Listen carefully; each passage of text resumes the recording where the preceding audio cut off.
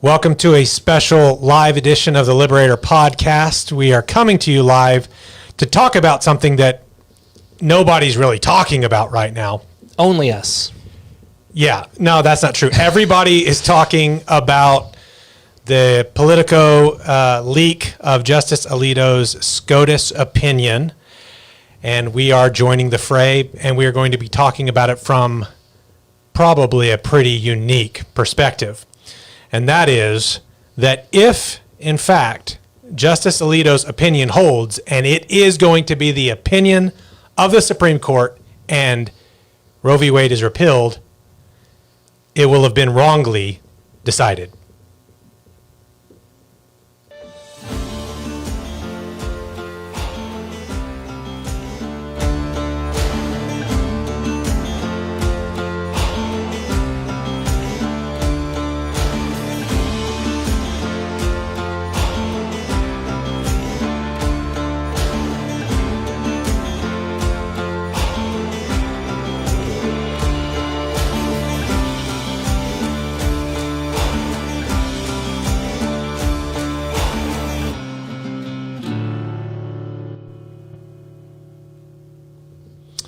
All right. Okay. So this is going to be a pretty important episode. The reason we're doing this live is because we have some things that we want to say, our perspective on what's going on with SCOTUS in the leaked document. But what we really want to do is be able to field the most pressing questions that you may have. I know that I have gotten lots of messages ranging from congratulations, abortion's been abolished. Yay, you can go work on dinosaur extinction theories, to things like, is this real? This isn't fake. And so there's a bunch of stuff that's out there, bunch of questions about what was decided. So here today, or this evening, we want to make sure that all of our viewers know exactly what was argued, and what that means for abolition, and are able to then kind of ask us, okay, so what does this mean for my state, so on and so forth. So as we are going through this material, we're going to break this up. We're going to start out recapping what happened, what was decided, what that means, and then kind of go into questions and answers for the latter part. So just, they can make their questions as we go. Mm-hmm. Just go ahead. When you have a question, make it, and then when we're done saying our shtick, we'll go back through and answer as many questions as possible. So there are no dumb questions, and we want to be able to get to them as much as we are able. So to start us out, just a little story here. Yesterday, I was going on a weird sleeping schedule, and I was literally having a dream about how Clarence Thomas had been removed from the Supreme Court, which is a weird dream for me to be having.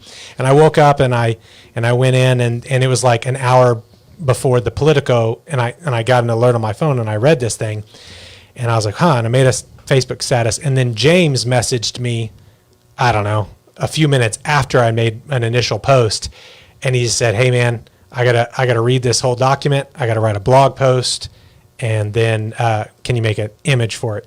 And I'm like, man, we're gonna be up long past midnight. Yay. This is really exciting. But it was pretty historic news, and I know that James and I had probably already kind of sleep deprived, spent last night reading this document. Yeah, 98 pages. 98 pages. Yeah. And so I slept on the chair out there last night. Yeah. So he reads it. He writes this. I get an email or something that's like at 3 a.m. It's like, hey, if you're up, I'm almost done. I've sent us whatever I've got. But I'm going to ask James to start us off kind of doing a recap of Justice Alito's arguments, just so people know. Because a lot of the stories, a lot of the media are just basically saying, this looks like Roe's being overturned, but not kind of talking about the argument that he makes to justify repealing Roe. So we're going to go over that and then make sure that people understand the document, and then we'll move on to what that means for the abolitionist movement. So, yeah. So what happened was there was a leak on the court. So either one of the justices or one of the clerks of the justices or someone on staff close enough to obtain a copy of this draft leaked it to Politico, which is unheard of. There's never been like at least in modern history, that a full opinion of a Supreme Court case has been leaked to the media before it was delivered. That's completely unheard of, and it's likely one of the court's left-wing either justices or clerks who's trying to ramp up pressure before the opinion can be dropped, to try to get one of the anti-Roe justices to switch their vote. Yeah, and this is kind of in keeping with like the way the left is acting progressively out there. Like these are like really high pressure-y sort of things that they're doing. But and so in this 98-page draft, Justice Alito, he begins by going after the historical arguments of Roe versus Wade. So the right to abortion is not in the Constitution, but what they said is the right to abortion is within the due process clause of the 14th Amendment, which protects everyone's right to due process as it relates to liberty. And they're saying within that due process to liberty is the right to murder your own child. And so in order to say that when abortion isn't there specifically, what they have to say is it's liberty because abortion is deeply rooted in the history and traditions of the United States. And so in the Roe decision, it goes through a whole bunch of stuff in the common law and American history, basically saying, abortion is deeply rooted in our history and traditions, which is complete and total garbage. It was completely fabricated. It was based on research done by a pro-abort like 2 years before the Roe decision. And so Alito spends a lot of time kind of attacking that argument. And so I'll read a quote from his draft here. Until the latter part of the 20th century, there was no support in American law for a constitutional right to abortion. Zero. None. No state constitutional provision had recognized such a right. Until a few years before Roe was handed down, no federal or state court had recognized such a right, nor had any scholarly treatise of which we are aware. Not only was there no such support for a constitutional right until shortly before Roe, but abortion had long been a crime in every single state. At common law, abortion was criminal in at least some stages of pregnancy and was regarded as unlawful and could have very serious consequences at all stages. American law followed the common law until the wave of statutory restrictions in the 1800s expanded criminal liability for abortions. By the time of the adoption of the 14th Amendment, 3/4 of the states had made abortion a crime at any stage of pregnancy, and the remaining states would soon follow. Roe either ignored or misstated this history, and Casey declined to reconsider Roe's faulty historical analysis. It is therefore important to set the record straight.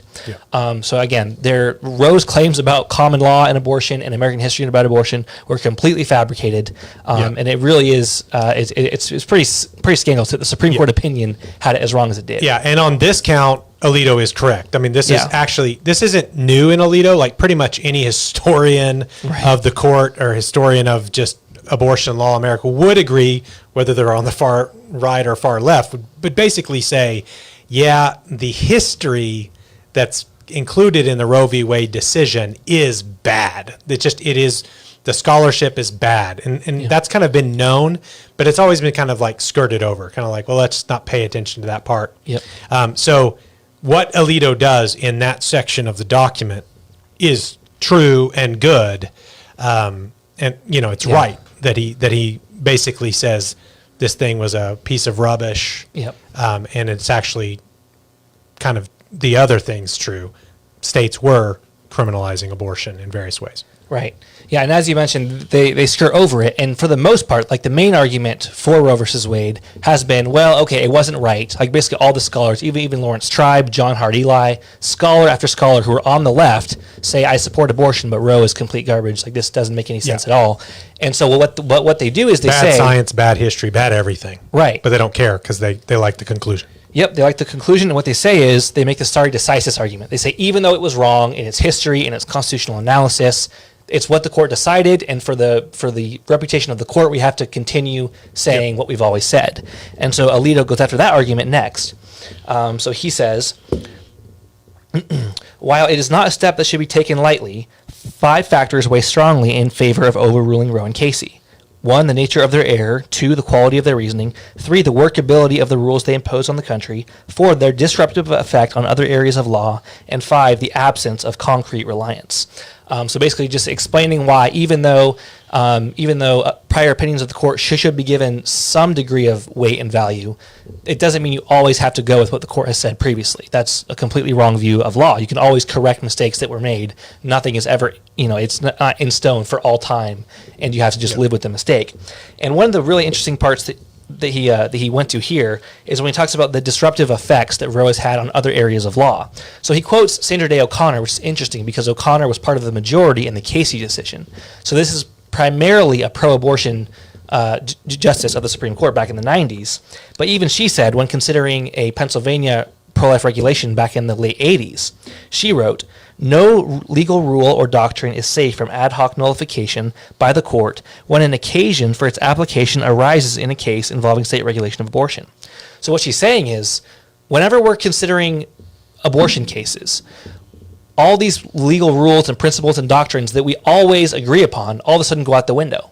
And so basically what they think they have to keep confirming what they've always confirmed. They want legal abortion to continue. And so all the rules that they've always abided by all of a sudden go out the window. And this is, for the most part, a pro-abortion justice who's saying this. Yeah. And so that disrupts not just abortion law, but that disrupts all of constitutional interpretation by the Supreme Court. And so it's affecting all these other areas of law because they lied in Roe, and now they have to lie and get rid of all their old rules to cover up for Roe. Yeah. But then getting rid of those old rules affects all these other cases. And so it really did mess with the whole legal system. Yeah. Because lies often take more lies to cover up the original. Yeah, and so like that stare decisis thing, for a lot of you probably understand a lot of what we're talking about here, but when you read like the KCV Planned Parenthood decision, you know, you can kind of go, hey, look, they screwed up. They know they screwed up, but for their own reputation or integrity, like you'll often hear people like, for the integrity of the court, we have to rule this way.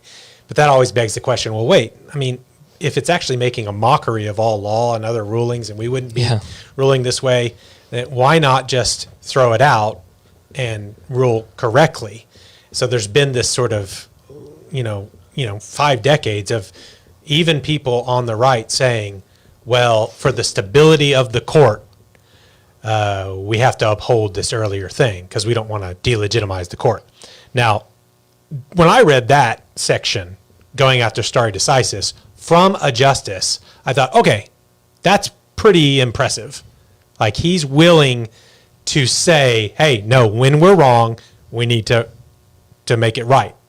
That's beyond sort of what we've seen. Mm-hmm. So in recapping Alito's general arguments about history and the Roe documents being riddled with all sorts of erroneous claims and facts and all that kind of stuff, and then his willingness to say, hey, listen, stare decisis cannot be the deciding figure the deciding thing when we're this wrong. This so much wrong is happening here. Yeah. So almost like if we were to uphold stare decisis, we would be delegitimizing the court. Yep. So again, on that, he's making a good argument. Right. Mm-hmm. But with that, let's get to where we don't think he made a good argument at all, and that is in the ultimate outcome of the case. And so what he concludes is that each state should have the right, and constitutionally does have the right, to decide its own policy on abortion law. Now, we would say that that's absolutely not true, because what the Constitution says in the 14th Amendment, correctly understood and applied, what it says is, no state shall deny to any person within its jurisdiction the equal protection of the laws. So what is a person? Can person not include all human beings? Can those in power say this group of human beings does not count as a person? Yeah. If we can deprive them of the right to life. Right.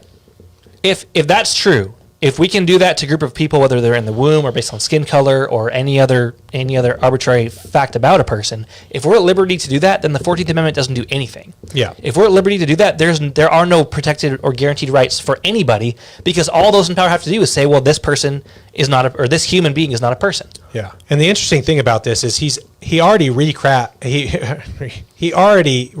like the history of like where the states were at when the 14th Amendment was written. Yeah. And the primary author of the 14th Amendment thought abortion was murder, right? Yeah. All the people who signed off on and ratified the 14th Amendment thought abortion was murder. This is like not something that's in their minds. Yeah. That states would be sort of granted, like the right to decide whether child sacrifice would be legal in their states or not legal. This is all beyond the pale for the people who wrote and ratified the 14th Amendment. And at this point in the document, he could have gone there. Mm-hmm. He really, he could have repealed Roe, said stare decisis, the bad history. Furthermore, the court holds that states in the United States of America do not have the authority to go against the federal protection of the right to life. Mm-hmm. No state shall deprive any innocent human American from being alive. Yeah. And he could have gone there, but instead goes to the populist, let's just kick this back to the states Right. position. And this is something that a friend of mine, Josh Craddock, has written extensively about, and a couple different lawyers wrote amicus briefs in this case that were submitted to the Supreme Court about, explaining how you cannot say that person does not include all human beings. There were 4 amicus briefs that were submitted in this case saying exactly that. And this idea, I think it is catching on among kind of the conservative legal community, but that has not made its way to the Supreme Court. And so we don't have Alito who's affirming that. And actually, there's a quote here. Well, the pro-life movement hasn't even been asking for it That this entire too. time. They've been asking for, this needs to be a states' rights issue. Just throw it back to the states. Don't do anything else with it. That's what we want. Or worse, they've been asking for things like the 15-week ban or something like that in Mississippi. So Right. there's no reason to expect them to do that when the pro-life movement hasn't even sought it, Yeah. even though they should have. And that was actually a question of Brett Kavanaugh during this case, actually during the oral arguments in the Dobbs case. He asked the Mississippi attorney, he said, are you saying that the federal Constitution outlaws abortion? Or are you saying that the Constitution is neutral on abortion? Yep. And the Mississippi attorney said, no, I'm saying the Constitution is neutral on abortion. Yeah. And so that's what they were, So this is sort of the outcome of that is an incrementalist saying, I only want the 15-week ban. Yeah. And so there is something like the Supreme Court, if this ends up being their opinion, and the reason we say this would be a wrong decision, is they seem to be giving into that demand for the right of a state. So there have been lots of laws and resolutions and stuff passed in various states where basically they're not saying we want to criminalize abortion within our borders. They're saying we want the right to regulate abortion. Like we want to regulate abortion without the Supreme Court telling us we can't. And so that's what he ultimately gives.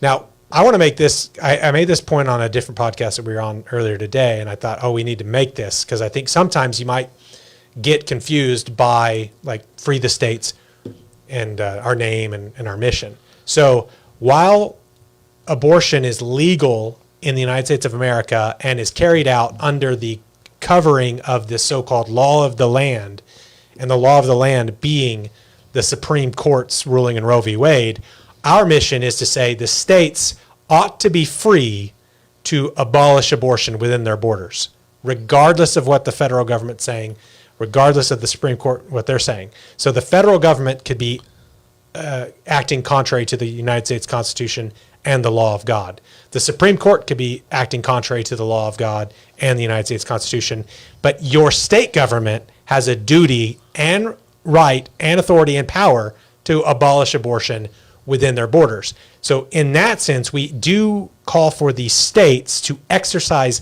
their right to uphold the right to life, their duty, really. At the same time, we are not and have never been calling for this to become a states' rights issue.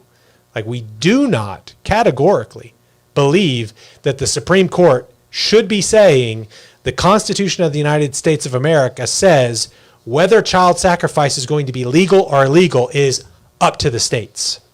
That is fundamentally contradictory to the inalienable rights that our founding fathers acknowledged as coming from the Creator.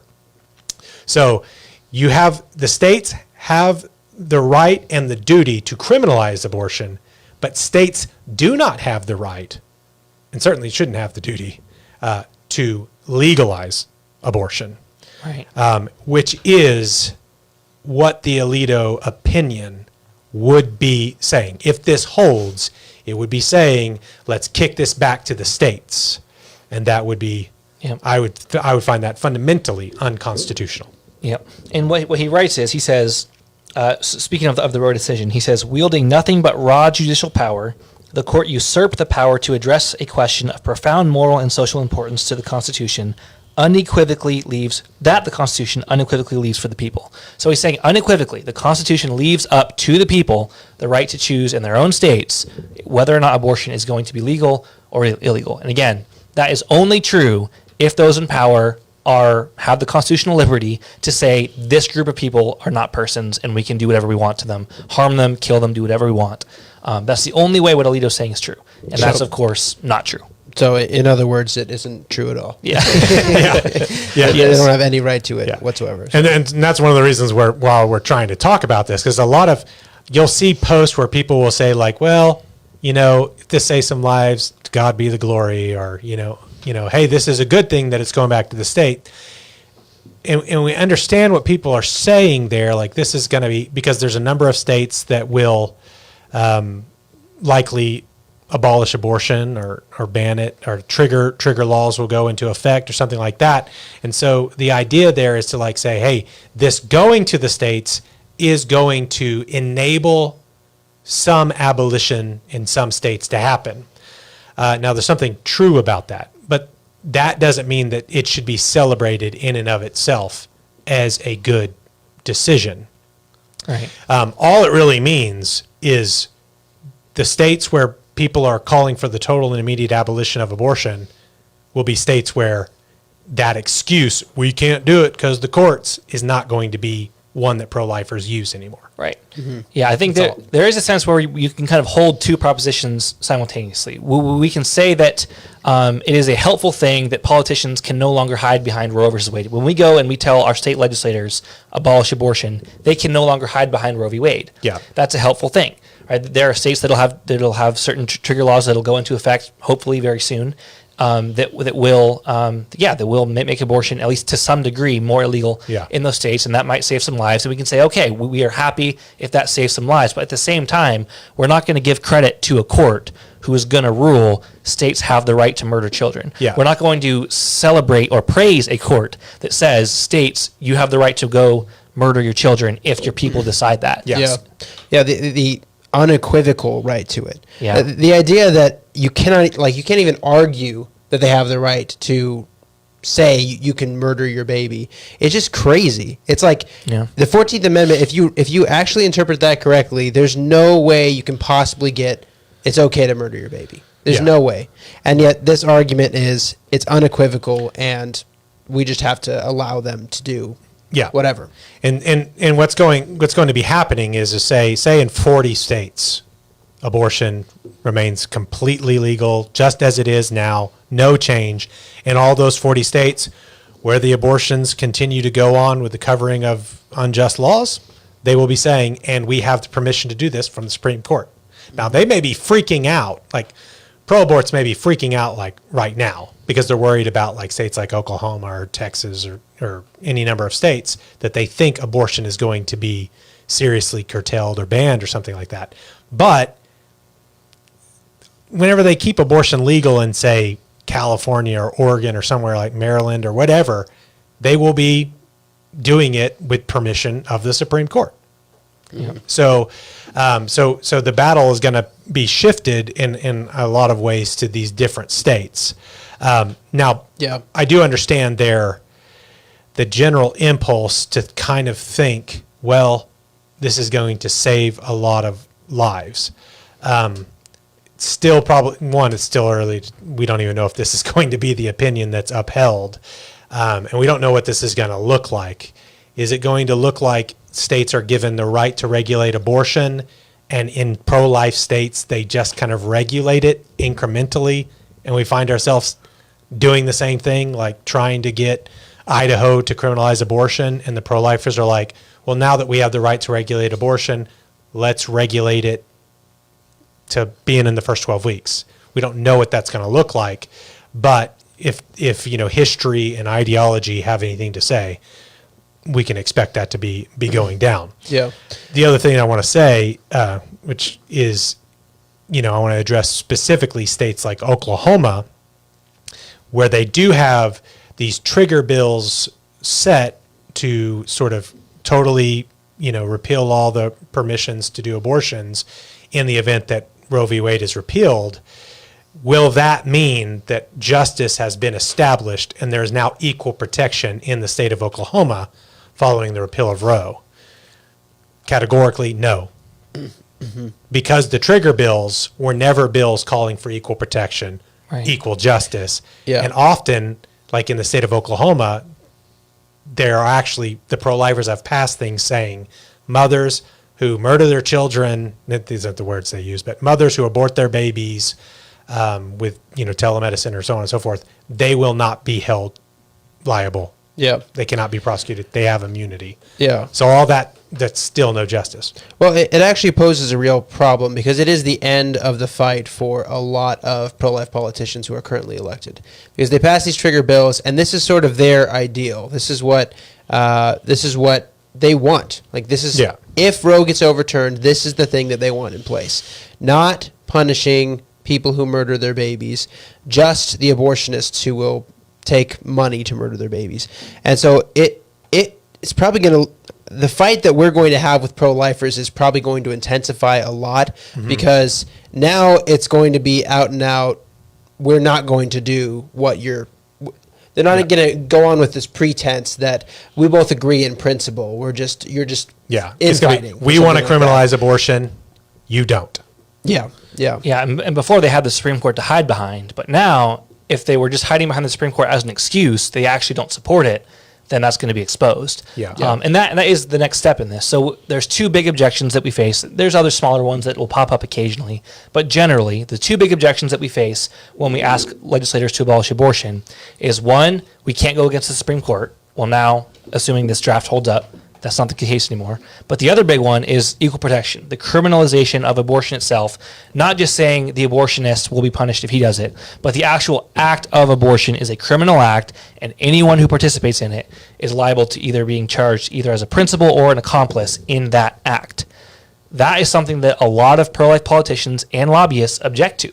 And so now that the excuse about the Supreme Court is out of the way, that's going to be basically the whole of the argument, is should preborn children be made completely equal under law? Should those who participate in the murder of preborn children be charged? Of course, with the facts of each case being considered in the charge, but should they be liable to be charged in the murder of the children? Should the laws against murder be applied equally to all human beings, including human beings in the womb? I would submit that that's what the debate has always been about. You go all the way back to Roe v. Wade. That's what it's about. When Justice Blackmun finds in favor of abortion, he says, like, listen, Texas, you're not even treating the mother as a principal cause in the abortion of these babies. So, I mean, what's the deal here? So we're exactly where we're at. But yes, that excuse, like the first one you said, we're no longer going to possibly, we're no longer going to hear, well, this is the law of the land from pro-lifers. We're going to start hearing that from pro-choicers who say, hey, listen, it's never been the law of the land. It's just been a Supreme Court. The Supreme Court's their opinions. We got to codify this. You're already seeing Biden and various people doing it. So you're gonna see all the stuff that abolitionists, and we're not doing this just to say, hey, look, we've been right. But all the things we've been saying, like, it's really not a law. It's a Supreme Court opinion. You're going to see liberals saying exactly that, saying, like, listen, it's Supreme Court's wrong. Let's make it federally protected right to abortion congressionally and all this kind of stuff. It never really was the law of the land. We're going to see.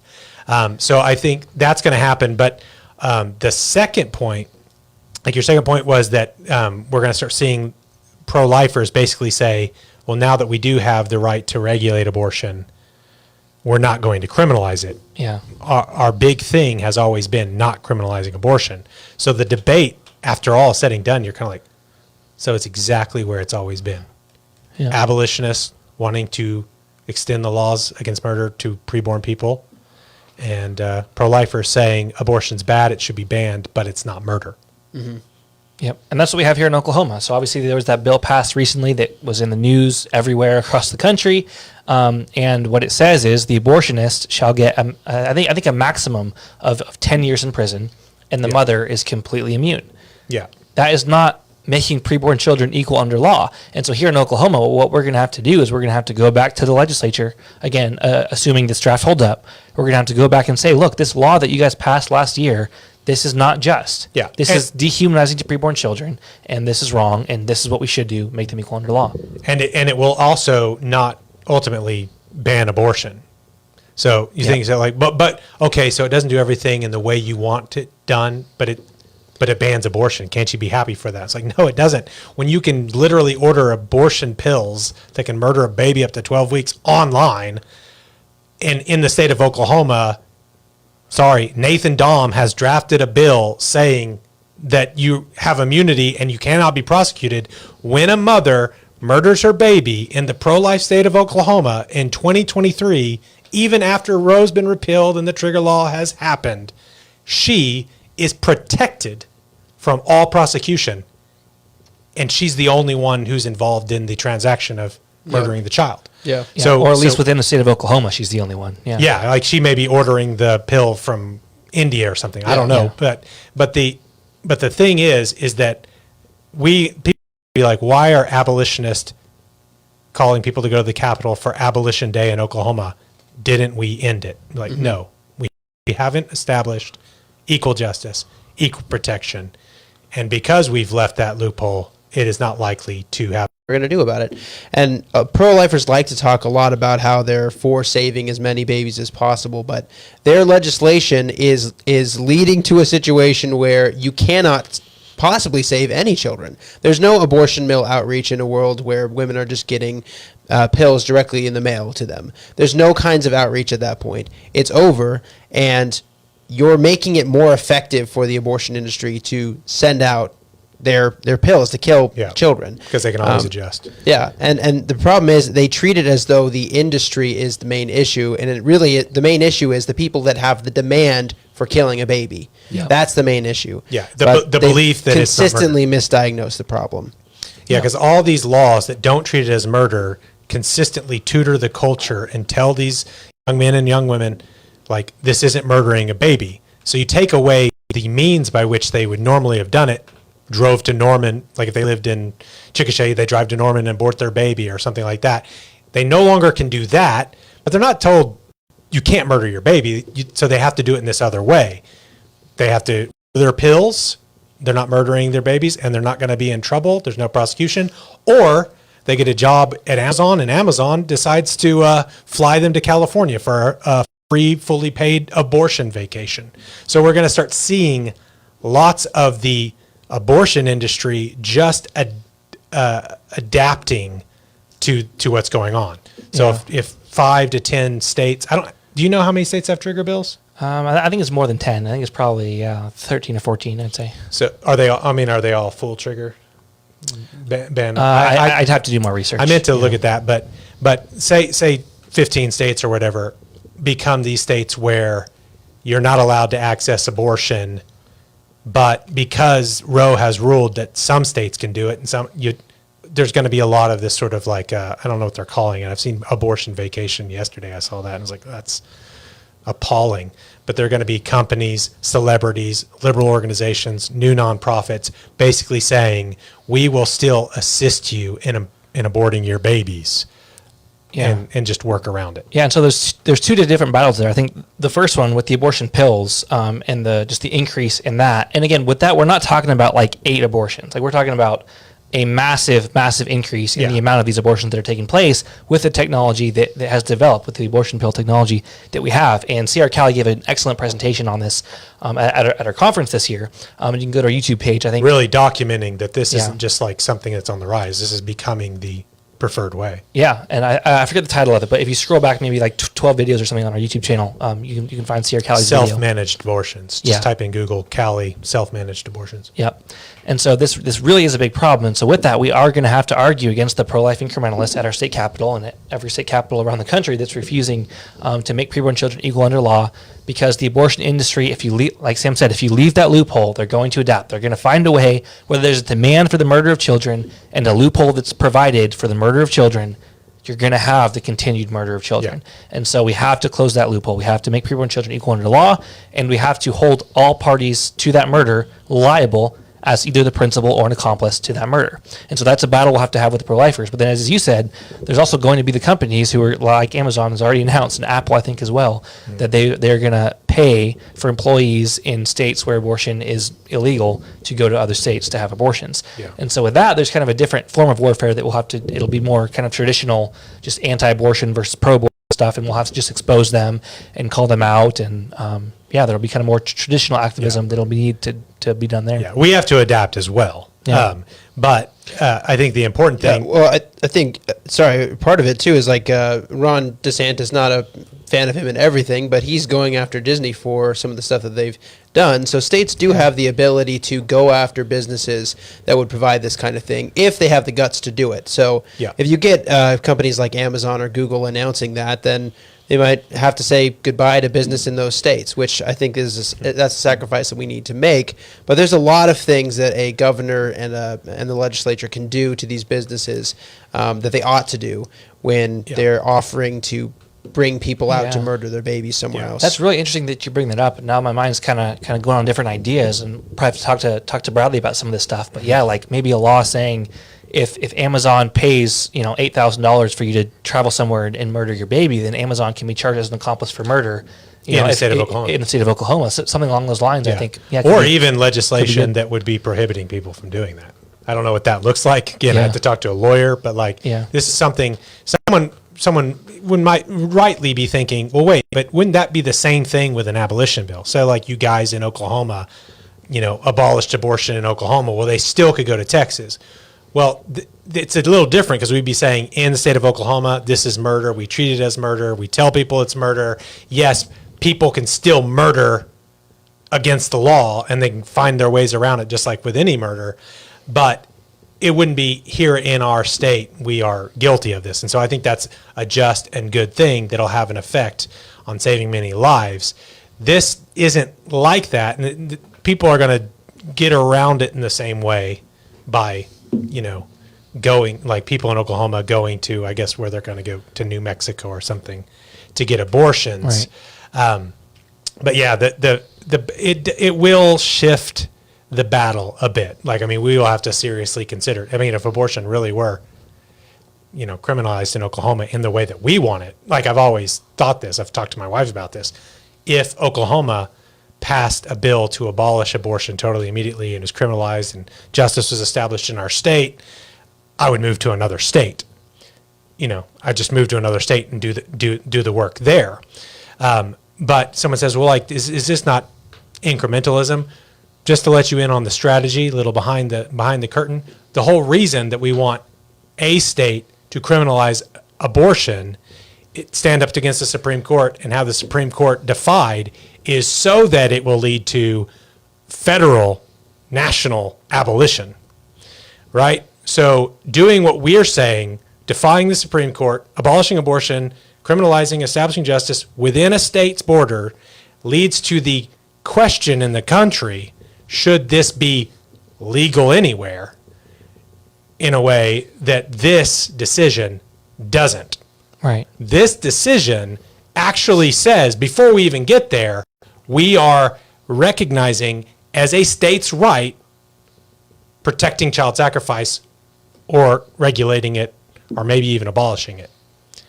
That's why it is wrong. It is not going to ultimately be something that I think is going to have a serious effect on mass murder in this country, and it is going to be a problem and something that's going to have to be defied or corrected by future governing authorities.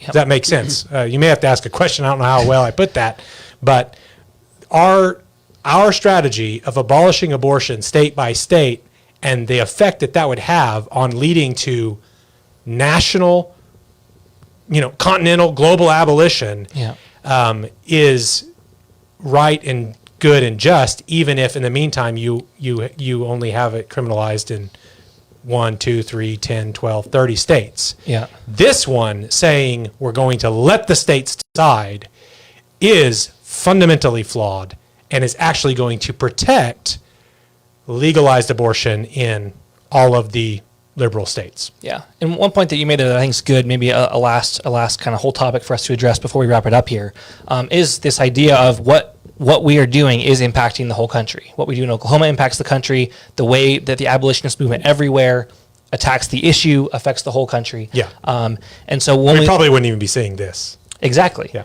And so when we see the timing of this, so in 1992, we had an 8-1 Republican appointed majority for the KCV Planned Parenthood decision. 8-1 Republican majority, and the one Democrat was Byron White. Pro-life. And he was pro-life, and he was a dissenter in Roe v. Wade. And so you had what should have been the most slam dunk possible overturn of Roe ever in 1992, and yet Roe versus Wade was altered slightly, but in essence upheld. Yeah. And so There wasn't anyone calling for total abolition at that time.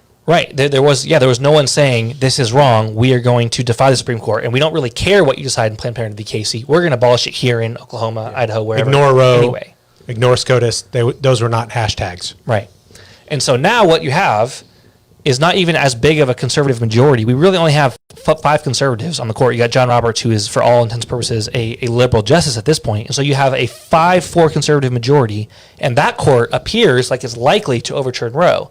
And what I think is a big contributor to that is, like you said, you have a whole bunch of people in all the different states, in the legislatures in the different states, Threatening. in the most prominent denomination in the country, saying Roe must be ignored and defied, and abortion should be abolished immediately, and the Supreme Court can go and kick rocks. Right? You've got the largest denomination in the largest Protestant denomination in the country. Southern Baptist Convention. Last June said Roe versus Wade was wrongly decided. It should be ignored, and abortion must be completely abolished. And we need to repent as a denomination for not saying this back in 1973. Yep. That happened this last June.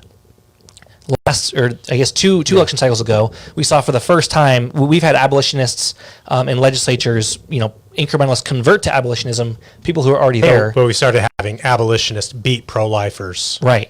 In 2020. Incumbent pro-lifers. For the first time ever. So things are starting to shift towards people adopting this idea that they can tell the Supreme Court to pound sand and we can abolish abortion within our borders. And the effect that that's having on the pro-lifers will, have been passing more and more regulations. Like before abolitionist heartbeat bills were like too extreme. After abolition, you pass a heartbeat bill to prove that you care. Yeah. So we've seen that steel ball effect on pro-lifers, but there's also an argument that as the sentiment of nullifying Roe and just telling the Supreme Court to take a hike has grown in the country, lo and behold, the Supreme Court is going to be like, well, let's remain relevant. Let's concede. Let's not be exposed as a paper tiger. Yeah, if they're going to just start disobeying us and just doing what they want, here's what we could do. Let's send it back to the states. Let's just say it was our idea in the first place. It's us. Yeah. So, you've taken apart the set, James. I grabbed it. Yeah. Yeah, Mr. Frederick Douglass here. Power concedes nothing without a demand. It never did and never will.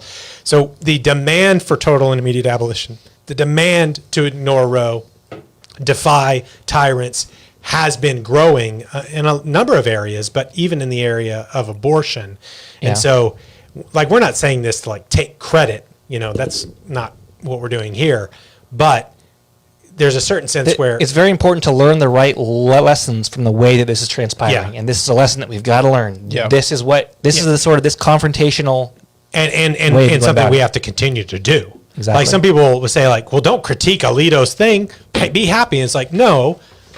Even right now, this is where we stand up and demand more. We say, hey, we agree with your destroying Stari decisis. We agree with your historical stuff, but we want total immediate abolition for all 50 states. Right. James just pointed at my shirt, just so happened to be wearing, this is one of the shirts we sell, right? The never wound a snake, kill it. Yeah. This quote is from Harriet Tubman. Okay, so Harriet Tubman, after she had been working on the Underground Railroad, she worked as a spy and as a helper for the Army. And when the Yankee Army, whenever the Emancipation Proclamation had gone out and been printed in all the papers, and one of the abolitionists was talking to Harriet Tubman about the Emancipation Proclamation, because different people were saying, whoa, this is it. All the slaves have been free. But the abolitionists, like the Garrisonian abolitionists, were like, this is telling us that Lincoln's going to do something, but he needs to do more.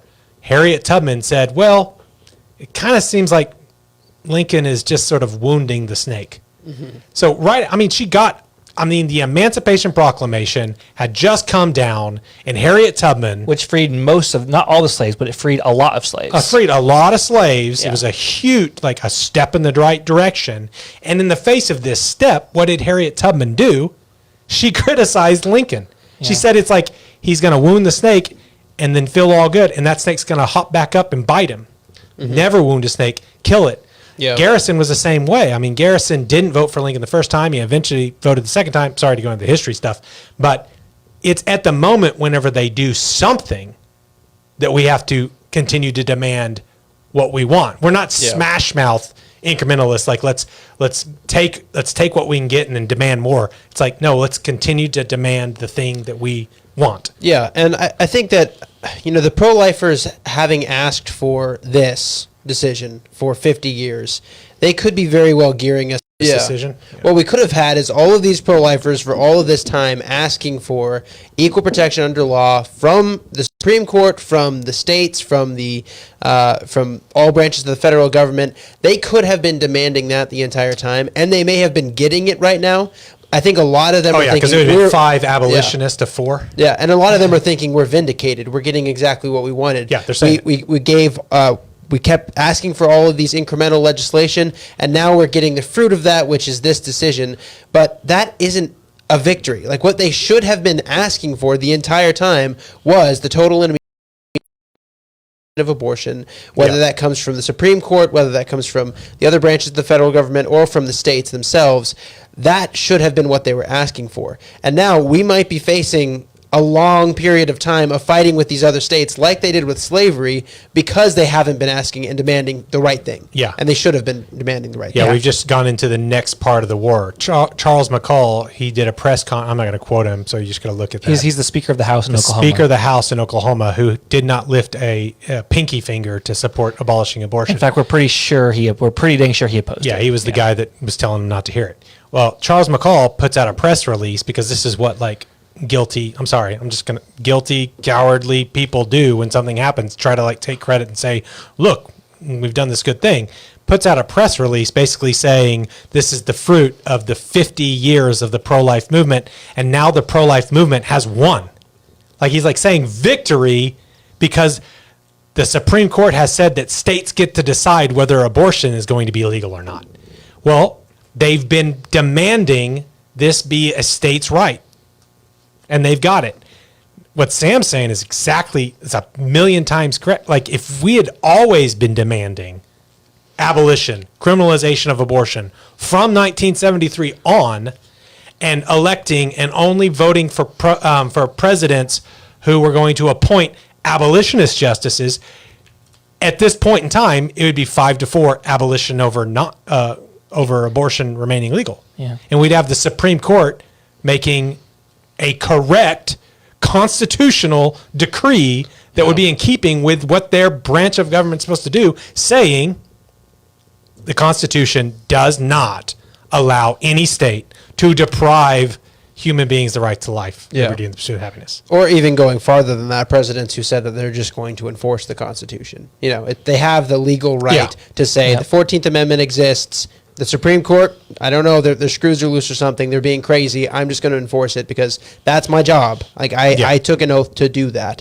Yeah. If we were all looking for presidents like that, this thing would have been over a long time ago, and it would have been finally over. It would not have been, now we're going to have to battle it out with a bunch of liberal states because they love abortion. Yeah. It would be, the federal government is doing the right thing and enforcing the Constitution, which every single state is obligated to uphold, and they don't have a right to do otherwise. Yeah. Yep. And there is precedent for that, and it comes from Abraham Lincoln, who was wrong on some things. He was an anti-slavery gradualist, among some other issues that he had. But one of the things he had right was, I don't have to obey the Supreme Court unconditionally. And so in the Supreme Court, I think it was part of the Dred Scott case was that black people can't be citizens, so you can't print passports for black people. Mm-hmm. Lincoln was like, nope, my State Department is under my authority, and I am instructing my State Department to print passports for black people because they are citizens of the United States, and I don't care what Dred Scott says.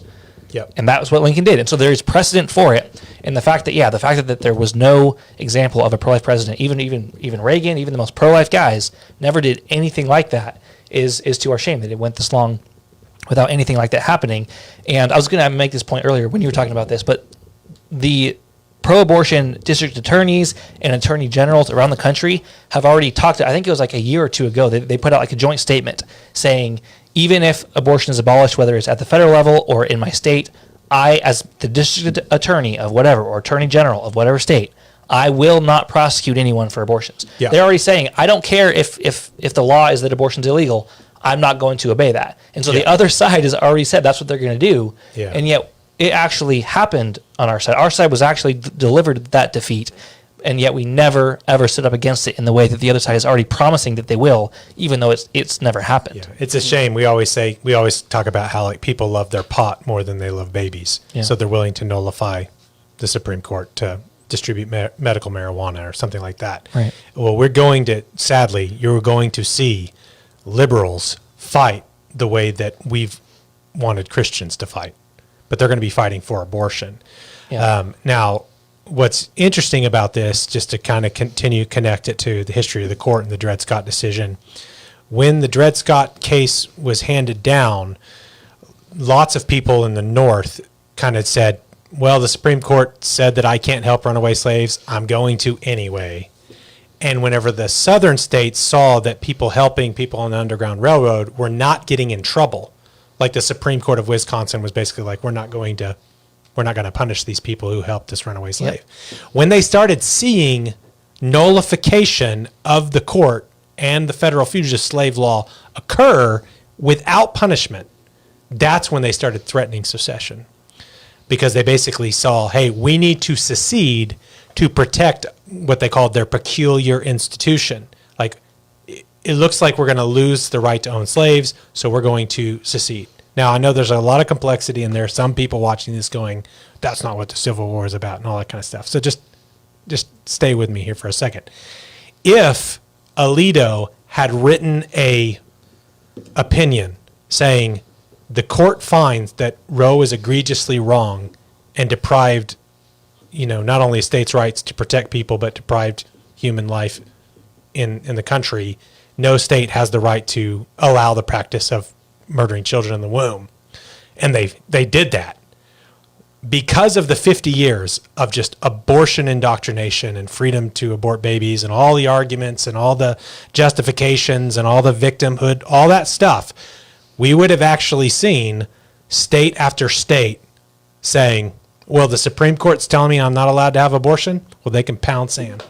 Yeah. And they would have stood up and they would have nullified the Supreme Court for their peculiar institution of abortion. I don't know if it would have led to a war or anything like that, but that is the way they would be willing to act because they are not as confused about what they want.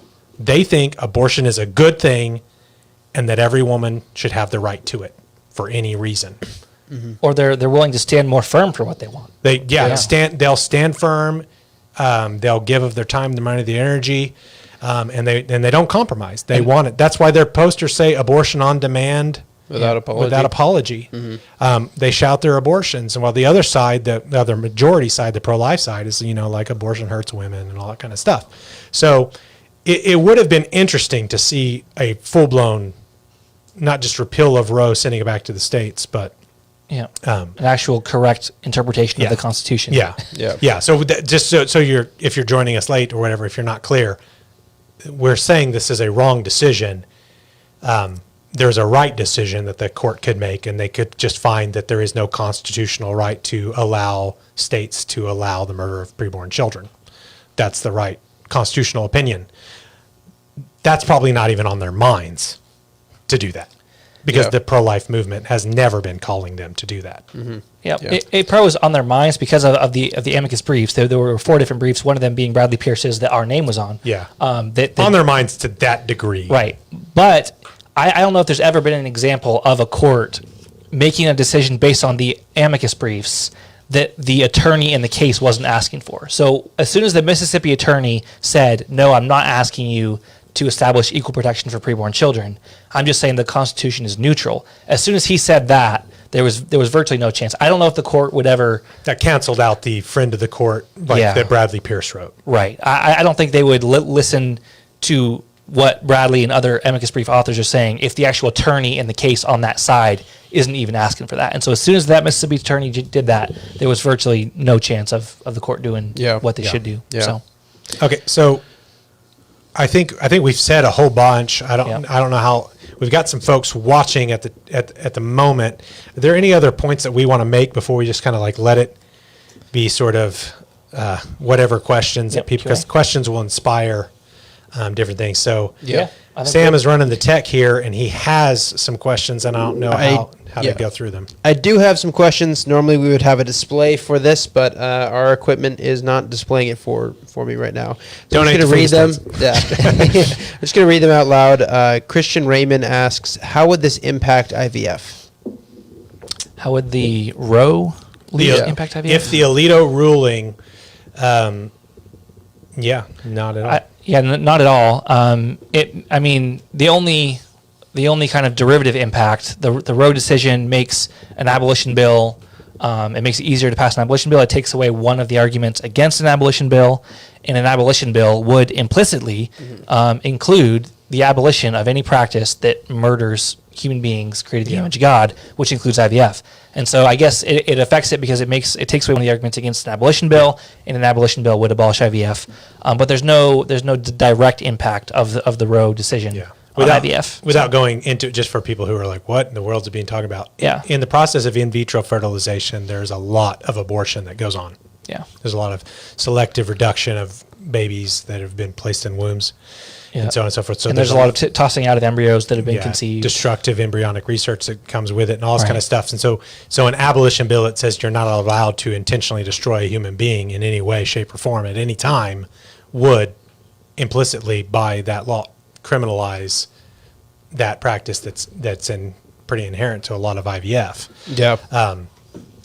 But I think you were saying it's right. Like in Oklahoma, if we go back and next year say we demand the total and immediate abolition of abortion and define abortion as any intentional killing of any human being at any stage of development from the moment of conception, and they passed that in Oklahoma because it really is true that the only reason that Greg Treat doesn't want to establish justice for preborn babies is because he doesn't have permission from his master, the Supreme Court. Well, if that's the only reason, well then, it'll affect IVF in that way. Yeah, and unless you guys can get more of the comments here, you guys might have to retype or reply to some of your previous comments so they come up again in the comment section, because my live is only giving me some of the comments here. But another question from Eric Seeley is, should our local churches now be ready to house more babies and moms now after this opinion is followed by thousands of moms who don't want to go across state lines? Yeah, I think that's very possible. So of course here in Oklahoma, and I think Eric is in Idaho, and so in states like that where abortion, even if there's not equal protection for preborn children, you probably will see laws that do reduce abortion numbers. In which case you'll have more moms in need of assistance of churches and families and other people. And so I think as we get closer and closer to abolition, there'll be more and more need for helping mothers in need. But I think another thing that you will actually see as abolition becomes a reality or even gets close to becoming a reality is that you'll actually see less children being conceived out of wedlock in situations where people need that sort of help, because one of the things that enables just kind of rampant sexual immorality is the fact that they know that they can go create a child and just get rid of it and face no consequences. And so once you take that away, you're actually making it much more difficult, and you're incentivizing that behavior. And so when you disincentivize that behavior that significantly, and you put homicide on the table for abortion, you're going to see people not acting as irresponsibly. So I bet that's always been true. I just like to add, like churches always should be doing that. Right. It kind of, I agree, but I think it remains to be seen as well. Yeah.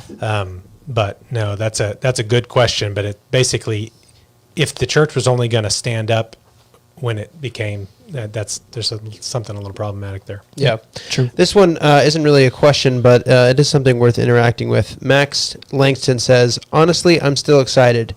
It'd be way cooler if the PLM would learn to defy tyrants, and this cowardice in the church will surely have other consequences later on. But I'll gladly take abolition in my state while I continue to exhort my brothers and sisters in Christ to defy tyrants and the feds to abolish abortion nationwide, I think is what he meant. Yeah, so I think that, I mean, there is a reason to be excited about a decision like this. is a big change, I think.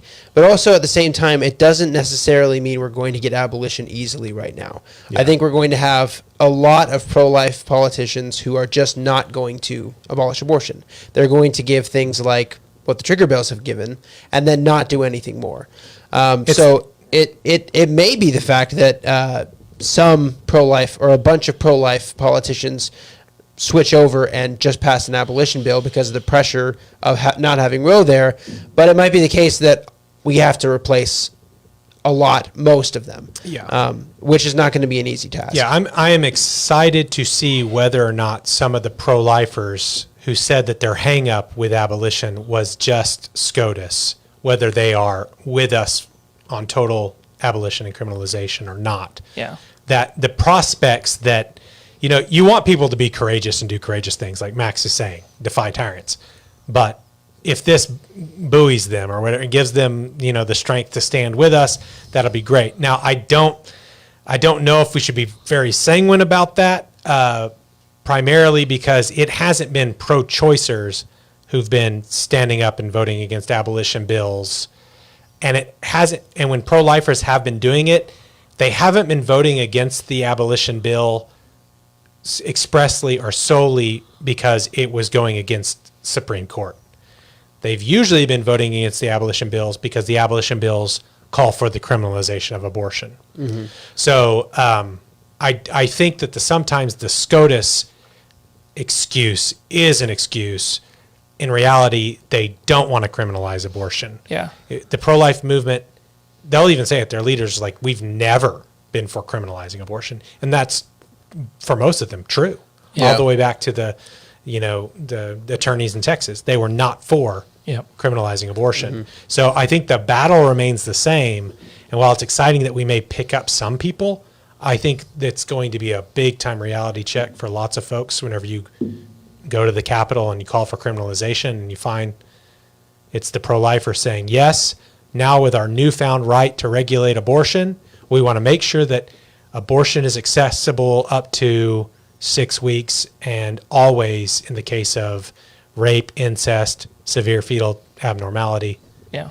Yeah. Yeah, I think it's worth also making note of, I really like Max's point about how it would have been so much better if we had beaten the Supreme Court to the punch. Like if we would have actually ignored this before they'd overturned it, then that would have set an example for so many other issues, because this tyranny is the worst. This is tyranny saying you must allow mass murder in your state. But there's other forms of tyranny that would be nice if we could throw those off. And so if we had set the precedent for that here, we could have pushed back so many other forms of tyranny, and now we've lost that opportunity. And so, I think there is helpful things that come from this decision that we can be thankful for. But ultimately there's still a long fight ahead of us in a lot of different ways. I'm not going to name any names, but I saw a debate between some people, and one of the persons was kind of being like, oh, you're saying that the abolitionists are responsible for the 15-week ban in Mississippi that led to this ultimate thing that repealed Roe? Are you taking credit for that?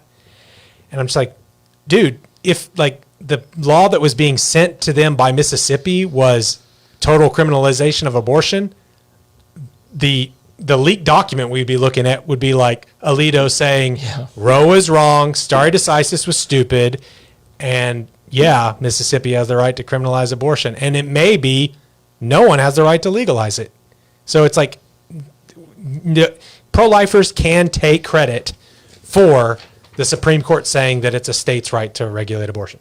Yeah. To some degree. And to some degree. Even they that, might not have ever got there without us, but even that, I think us saying what we say, and as I said with the Frederick Douglass quote, we steel balled the Supreme Court massively with the SBC stuff and with the bills and our candidates who've gotten elected and all that stuff. But we would, I mean, it's not a credit game. It's just like they are giving to the people what they think the people want. And the 5 justices on the conservative side here are appointed by pro-life presidents who were elected on promises of appointing pro-life justices, not presidents who promised to appoint abolitionist justices. Right. So if the abortion battle in America goes on for another 30, 40 years, yes, it's going to be because the pro-life of it. Yeah. Nadine Jankowski asks, was the timing of the leak politically motivated to amp up liberal votes? think it's certainly politically motivated. Yeah. Whether or not that was for the purpose of helping the Democrats in the primaries, or whether it was, there are some motivations for how a Republican-appointed justice may conceivably do that. Bradley talked a little bit about that in his video, but it's really unlikely. I think it's more likely that it would be the leftist judges or one of their clerks who released the document. Yeah, I think it's probably less to do with the primary, because the primary actually would have been, or not the primary, but with the general election, this could have riled up the left-wing people of America for the general election if it was closer to November. Mm-hmm. So this doesn't really help for that. But what the leak does do is two things. It puts pressure possibly on the conservative justices who are currently in the majority to take their name off of that Alito opinion. That's one possible thing. And then two, it gives the Democrats more time this year to pass the bill that they're trying to pass that codifies Roe into federal law. Which they've already passed in the House, right? Already passed in the House. In the Senate, they can't pass it unless they get rid of the filibuster in the Senate, and so that's going to be a tall task. Yeah. I think it is pretty much speculation on Amy's part, but if we're going to weigh in on, I mean, obviously politically motivated, and the only thing I want to add is that courts can, this, as they've all said, this is not a final opinion, and as I kind of said on another show, it's like the Supreme Court does kind of test where the wind's blowing. And so story after story are coming about this company that's prepared to help people get abortions, or polls, like the Wall Street Journal conducted a poll. 69% of Americans don't want Roe to be repealed. Well, this being leaked is going to inspire lots of stories like that. And I think maybe there are people on the left, and this is really the battle between pro-choicers and pro-lifers, but the pro-choicers are hoping that they can maybe shame the Supreme Court into not upholding this opinion. Right. Mm-hmm. I don't know if they're that receptive yeah. to peer pressure. Mm-hmm. But if you remember, they passed a gay marriage is not in the Constitution, and then 5 years later they switched it. Mm-hmm. Again, from what we're saying, various states were like, well, we're going to have gay marriage anyway. And they're like, oh, we look really irrelevant. Let's find gay marriage in the Constitution. So the Supreme Court as an institution does and is affected by polls. And this leaking is going to cause lots of polls. And these conservative justices, if they're seeing story after story after story about how even Republican conservatives who appointed them don't want Roe repealed, that could affect and make an edit to this document. Mm-hmm. Yeah, and I've run out of viewable questions here, but there is one comment here from Michael Sawyer. Elizabeth Warren was interviewed today saying Congress now needs to pass legislation to keep abortion legal, and that is going to be the very big push in the coming months, is to get legislation through Congress to be signed by Joe Biden so that it would be federal law. And I hope, and Bradley Pierce was making this point on Facebook as well, I hope that the response of pro-lifers is not going to be, oh, it's federal law, now we just have to elect more pro-life candidates, elect a pro-life president, get a big enough supermajority in both of the House and the Senate, and then eventually pass legislation that would pass it on back to the states again. Yeah. Because they don't have a great track record. That kind of seems likely for what they would do if they were able to pass legislation saying that the states had to allow for abortion. This opinion does leave in place the political usefulness of abortion. And by that I mean you will still have pro-lifers, like conservative Republicans, running on, I'm pro-life, send me to Washington, D.C. to fight federal abortion laws. And the pro-choicers will be doing the same thing. So it kind of doesn't actually destroy the pro-life industry or the use of abortion as a means to get elected. It leaves all that in place. Yep. And if we do see that happen, if the Democrats in the Senate are able to get Joe Manchin on board with getting rid of the filibuster and they're able to pass that law, then we're back where we started, and we need to get ready to nullify that. It's again. Our arguments don't change. Yeah. Nothing of what we would do or have people do change. Yep.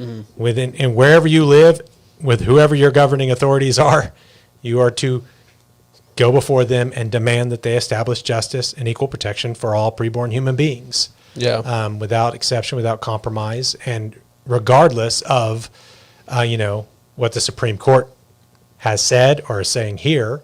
And if it all changes and it's no longer the Supreme Court, I guess it will, instead of being ignore Roe or defy Roe, it'll be like defy Joe. Yeah. Our pro-lifers going to be saying, well, he's not my president, but he's the president. He's made it a federally protected law. Oh yeah, I think you're going to get a ton of people that are saying that our institutions are going to crumble if we do not obey a federal law that says that you have to allow for abortion. And to that, I would just say, one, that's not our fault, and two, I don't really care. I think that You heard it here, folks. if that were to happen, then the lives of preborn babies is of infinite more value than that, and it isn't our fault. So the states have an obligation to uphold the Constitution, and they do not have an obligation to obey federal laws that are both against the Constitution and in direct violation to God's word. They actually have the duty to uphold God's word and the Constitution, not to listen to any politician that says that you must obey an unconstitutional ruling. Right. Yeah. So sadly, I know that the Liberator podcast, we got to go soon, but the lion's share of our work is always sort of like the immediatist versus incrementalist debate. Should abortion be treated as murder? I was watching a podcast from Blake Gideon today where he said that the real difference between pro-lifers and abolitionists is the pro-lifer and the abolitionist may both say abortion's bad and it's murder. They agree on that, but the abolitionist treats it as murder. That, I don't think, is being affected here at all. And that's still going to be our main thing. Abortion is murder. It should be treated as murder. No one should have the right to murder their children. And the same laws against murder should be applied equally to all people. That's not going anywhere. We're still going to be doing immediatism versus incrementalism, even at the state level, even if Roe v. Wade is taken out of it. So whereas there's some cause to be like, okay, how do we shift? Like, how do we change our focus? And there's something exciting about that. I mean, like, I get tired of always trying to get Christian pro-lifers to be on board with the word of God and stop showing partiality to mothers who murder their children. It'd be nice to argue with pro-aborts a little more than we do. And we literally, some people like attack us. They're like, you guys argue against pro-lifers more than you argue against pro-choicers. And I'm always like, pro-choicers aren't the ones keeping abortion legal. Mm-hmm. I'd be arguing with them if that were true. Yeah. Well, if it comes out that we criminalize abort, are we? I don't know. Mm-hmm. It remains to be seen. But I'm excited at the prospects for all the conversations that this is going to create. But this is not a situation where we should be like, woohoo, we've won. Like. This is good. This is a situation, like, let's get the best that we can and sort of like celebrate this. This is a situation where in every opportunity, even when someone's saying this is really good, the abolitionist needs to say, actually, it falls short in this reason or in this way for this reason. And what we need is this. That's why we're pressing. And keep pressing. Yep. You press for more and more. And, they may do these things in response to what you're pressing for. But you don't sort of like, celebrate it. It's not sour grapes to say, actually, Alito's opinion is wrongly decided. Yeah. And this will be the last question we'll take here. But Eric Seeley, again, asks, why aren't we on offense in Congress versus defense? I think the main reason that is because we've only recently been able to elect abolitionists, and that's only in the state level. I think that we are getting to the point where there's going to be a state eventually that's going to elect a congressman or a senator who goes to D.C., and at that point, they're going to be pushing abolition bills. So I think that it's only a matter of time before we get there, but I think the main reason we haven't really done that is because we have not had the ability to get someone elected to do that. Yep. And who knows what we're going to see, whether a champion will arise to fight federal abortion laws and protections or not. As of this moment, it has been a bunch, like as defense, it's been a bunch of sort of well, I don't know. Yeah. It'd be great to see a Rand Paul like filibustering on behalf of criminalizing abortion federally. Yeah, but yeah, we don't have that person in DC. In DC, it's a bunch of people saying, "Oh, the Democrats are so bad; they won't give a hearing to our bill that says you can't murder a baby after they're already born and they survive a botched abortion." The Democrats are so bad. Like that is the state of DC pro-lifers. And so, yeah, if we get someone elected who is willing to take abolitionism to DC, that's not necessarily our focus in terms of where we're going to put most of our resources. It's going to be at the state level. But yeah, if we have that person, we will utilize that person and try to equip that person to take abolitionism as best as they can to Washington D.C. Yeah, there have been attempted runs for that, and they just haven't had. We haven't had anyone that has been successful at it just yet. Yep. Now, like going on the offense there, the reason we would still focus on the state level is that if the federal government does pass like something like the Federal Fugitive Slave Act, like basically saying you're not allowed to help slaves, if the federal government says you're not allowed to help preborn babies, the right strategic action after thinking it through, looking at history, philosophy, legal history, all that kind of stuff, the right thing to do would be for a state to tell the federal government, no, here in the state of Oklahoma, we are going to protect babies from murder by abortion. The way to work things into actually happening in the United States of America is to do them at the state level and challenge the federal government. Every state has the right to nullify. This is the check and balance on the federal government that actually should work in our system. Top down, much harder.